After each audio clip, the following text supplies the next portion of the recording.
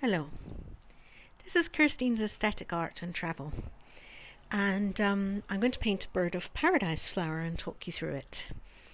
I'm afraid I missed a week of videos, so I'm going to post 2 this week and catch up. I was in Scotland with my daughter, moving back to Scotland. So, I started this channel to help people do art, simple as that, to share my skills with others.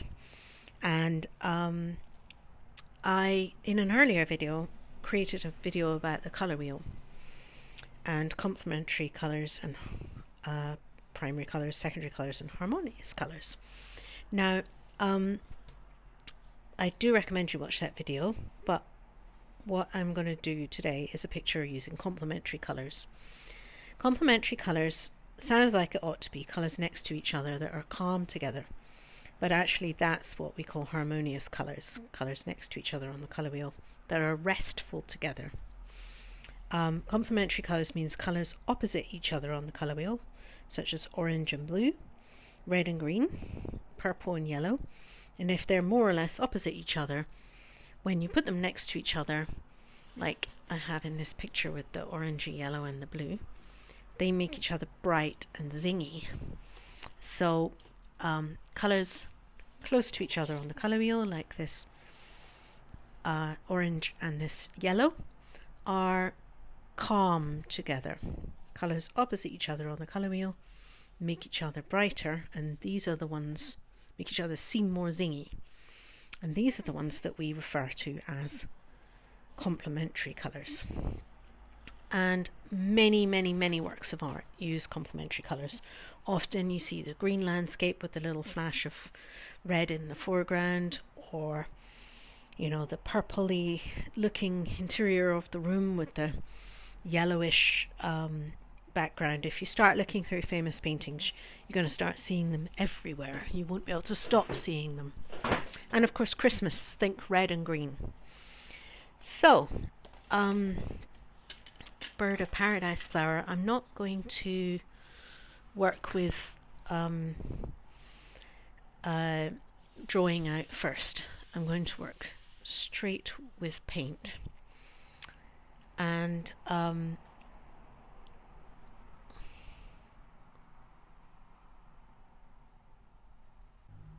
alright, part 2, I realized I didn't have any water.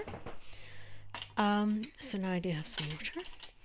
So you can sketch, if you need to sketch, in a very light colour from the media that you're using. For example, if I'm painting with watercolours, then if I draw pencil lines and put watercolour on top, often my pencil lines will show through. However, if I use a very light watercolour colour, like for example a pale ochre colour, and just give myself a few guidelines, that will tend to disappear under the paint and not be part of my finished painting. So bird of paradise flowers are yellowy orangey colours and wonderful structural shapes. This one has 2 big petals and a little petal, and weirdly they have these orangey petals and then they have these purple ones, which means they're already complementary colours, orange and purple. Well, orange and blue, orange and purple. We tend to say that orange and purple are complementary colours, but as you can see, blue is also very close to opposite on the colour wheel. So you're still getting that contrast rather than restful. So these faint ochre lines, they're probably jolly difficult to see on the video, but they're giving me guidelines without something that will be difficult to cover later with the paint. Now let's get into the lovely bright orange of these amazing, stunning petals.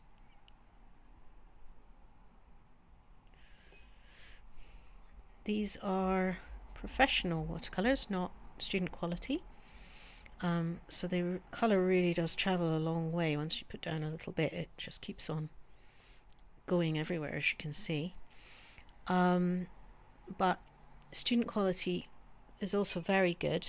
You'll just find it you're reapplying it on your brush a little bit more often. And I wouldn't recommend like pound shop watercolors. They tend to be absolutely terrible, but you don't need to spend thousands of pounds to be able to do art. And there's a lot of people out there who's sort of promoting their own paint range or something, and then they'll tell you, you know, they're so much better, they're going to make all the difference. But really, I think the thing that makes all the difference is mostly practice. So while I adore my Derwent Inktense pencils, and these are Winsor and Newton artist quality watercolors, which I also adore, you don't have to have them. Don't think you have to have anything to be able to start. You could probably start with some photocopy quality paper and a biro and just practice a whole lot of drawing and lines and watch tutorials, and you'll find that the practice and the observation are much more of a factor than the materials quality. I just smudged straight through my thing. So let's get this purple in, which I've been talking about being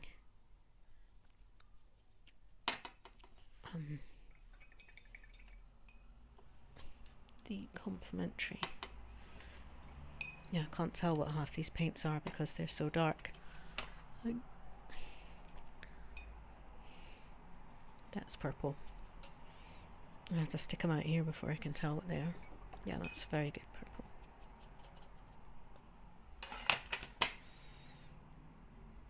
So you can see that next to the orange, it's just exploding with being vigorous and alive and bright, and completely the whole picture suddenly exploding with so much more contrast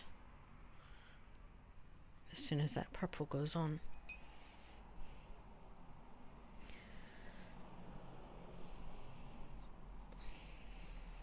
Now, even though I said I wasn't going to start drawing this without lines, I do love to mix watercolor with pen, and so I may well go over it with pen towards the end. So I'm just putting some darker bits into the petals here. And what you can do is you can also choose a background color that has their complementary colors going on if you wanted. Instead of having this occur in white space, it could occur in light blue space, which would be very complementary and opposite the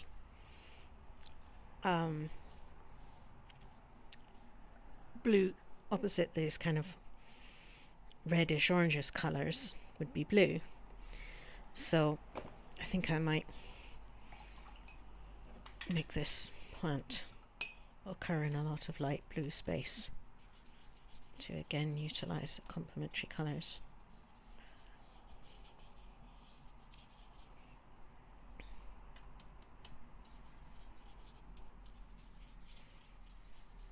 I don't feel the need to fill everything in. I'm going to be random and splashy, because random and splashy is kind of my thing. Probably driving many illustrators nuts. But I'm still definitely a fine artist, so I don't mind it bleeding everywhere and mixing.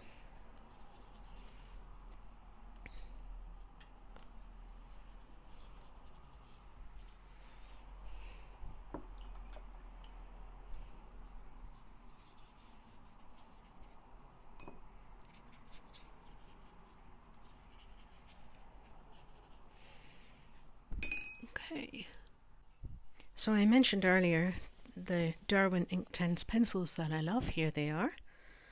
And they are solid ink, not they're not just water soluble pencils, they're solid ink pencils.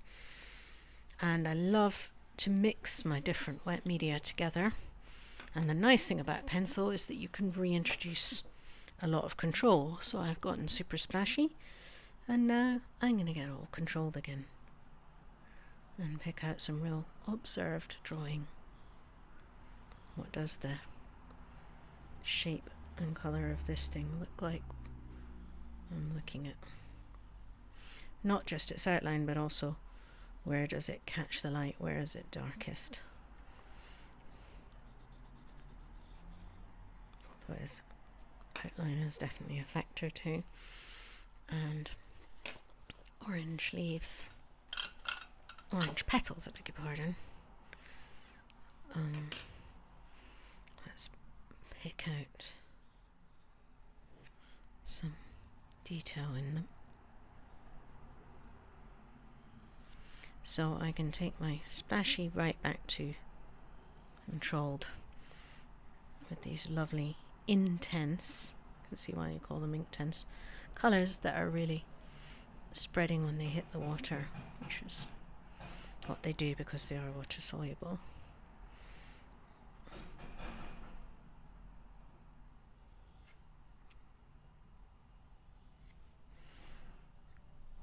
This thing has a sort of opening that everything comes out of.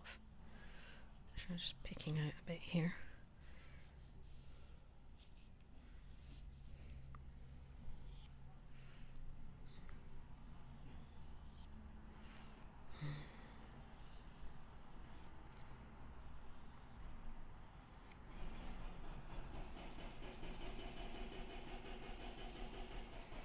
So it's suddenly becoming a much more controlled work of art again.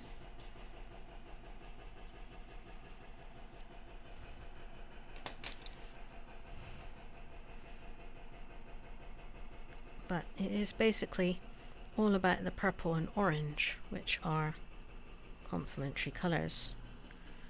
This purple and orange more or less opposite each other on the colour wheel here, so making each other zing. I think I put a little bit of red in here too, but not too much.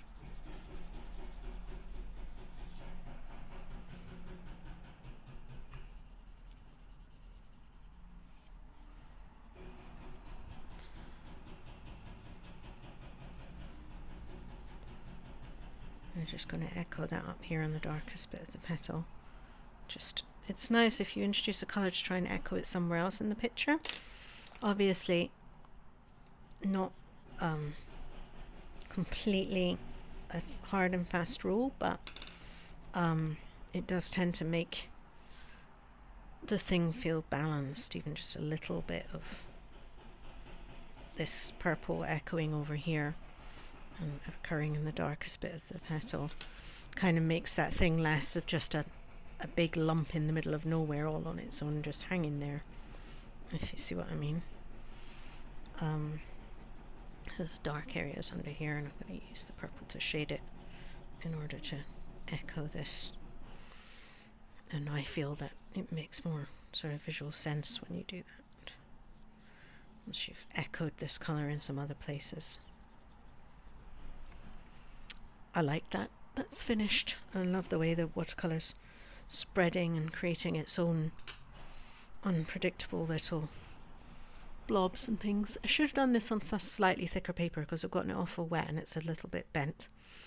Even though this is 250 grams per square meter, which is what I recommend, it's practically card. It still turned out to be a little too thin for the amount of water that I dumped on this. So 300 GSM would have been better, but that's fine because I can put it under a book when it dries and get it to go flat. So this is finished. I'm going to sign it.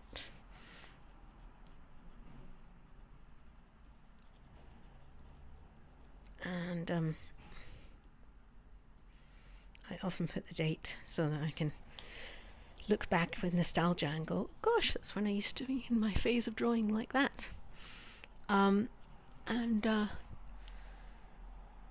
Yeah, this has been about complementary colours, really. It's also been about watercolour and Derwent Inktense pencils.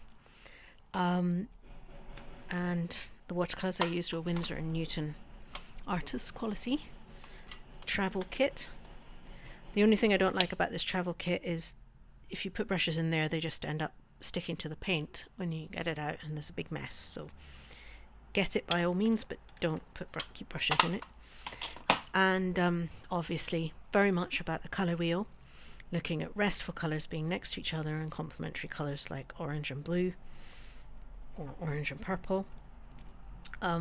Orange and blue is what you would call fully complementary colours, whereas this Burnham Paradise flower is somewhat yellow and purple or orange and purple, so it's not exactly true complementaries, but you get the idea. It depends if you take that as orange or yellow, or if you take that as more blue or purple. I'm waffling. Anyway, you get the idea. The faraway colours on the colour wheel make each other bright, and the adjacent colours are restful together. Alright, please like, subscribe, and do comment if there's anything you want to ask me. Thank you. Bye bye.